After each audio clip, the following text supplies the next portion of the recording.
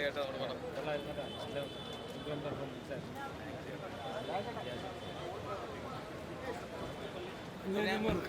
ഇല്ല മറക്കൂല ചേട്ടൻ ഇനി ഓർത്തിരിക്കും ഇവർ ഇത്രയും പേര്. Okay thank you.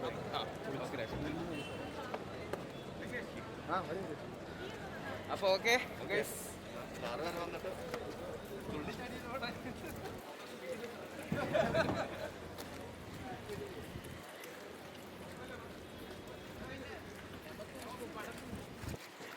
ആദ്യം ഉമ്മയുടെ വാപ്പയുടെ പറയണേ അതോ ഏട്ടനെയോ? ഹലോ കാറിന് ഉള്ളി കയറിട്ട് വിളിക്കാന്നല്ലേ? ഞങ്ങളുടെ മുമ്പിൽ വെച്ച് വിളിക്കൂല. ശരി.